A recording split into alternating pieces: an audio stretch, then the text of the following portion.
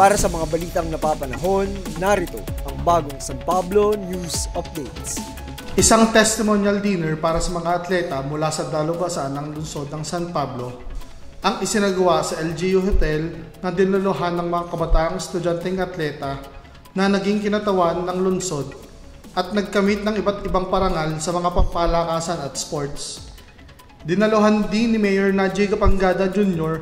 ang nasabing testimonial dinner upang makapagbigay ng personal na pasasalamat at parangal na cash para sa mga estudyanteng atleta sa kanilang mahusay na pagiging kinatawan ng lungsod sa larangan ng sports at pampalakasan. First of all, we would like to say thank you to our city government officials headed by our city mayor, Honorable Arcadio Najee Kapangada, of course our CA, Atty. De Mesa, and to our EA as well, Sir Marlon Mangahas and Sir JL Perlas, who help us pagdating po sa preparation as well.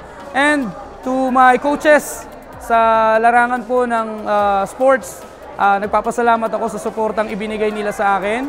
At sa lahat ng atleta ng PLSP, ang preparation namin ay hindi naging madali because marami tayong challenges na na-receive. But then, hindi yun naging dahilan para ipakita natin kung anong klaseng atleta meron ang isang taga San Pablo. At nagpapasalamat ako dahil ang dami nating nakuhang medalya mula 3 gold, 4 na silver hanggang sa 28 na bronze. Even sa ating pageant na Mr. and Miss LCUAA ay nanalo rin tayo ng 2nd runner-up. Sa lahat po ng PLSP community, teacher, lahat po kami nagpapasalamat sa all-out support po ninyo. At patuloy po ninyong asahan na magkukumpit po ang ating student athlete from PLSP sa susunod po na 15th LCUAA 2025 National Games. Marami pong salamat. Para po sa akin, naging handa ko po para sa laban ng LCUAA 2025 ay nag-ensayo po para po maging handa sa larong sparring, taekwondo. Tapos sa larong taekwondo, alam po mahirap kasi po yung ay physical. 13,000 kung sa ano naman po sa akin naging maganda naman po yung resulta dahil sa pagsasaga po sa pag-training. Sa lahat po ng atleta na nanalo, na nagbigay ng karangalan sa San Pablo City, congratulations po. Keep up the good work. Until next time, Mayor Najee Kapangada remain steadfast at talagang tutulong po sa ating mga atleta. Sa lahat po ng coaches at sa lahat ng magulang na nag-enable sa mga atleta natin para maging winner, saludo po kami sa inyo. Maraming salamat. Isang magandang gabi sa inyong lahat at unang-una, congratulations sa ating mga athletes from DLSP, the Green Minas.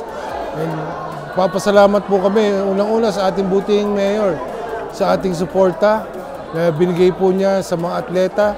At kay Dr. Villacruel at kay Dean Evan Jesusco, maraming salamat po. At makakaasa po kayo sa full support po ng local government ng San Pablo sa susunod po mga events ng ating mga atleta.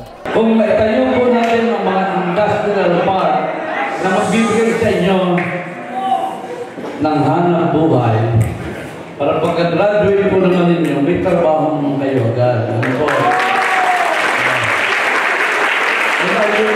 Our athletes are priority. Mga minamahal pong athletes.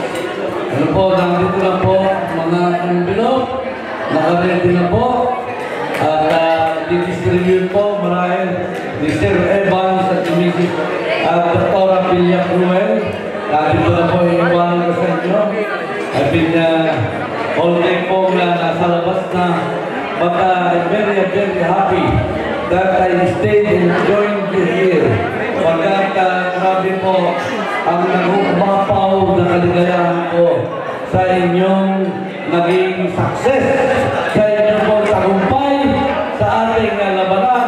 At harinawa po, ako'y nananalangin na sa susunod pang labanan ay lalo pang umigting ang inyong pagsusulitan. So, to all of you, my dear warriors, my dear athletes, sa inyo pong lahat, may God bless you always and carry on the good work. Magandang Ito si Joe Marilat mula sa Information Office para sa Bagong San Pablo News Updates.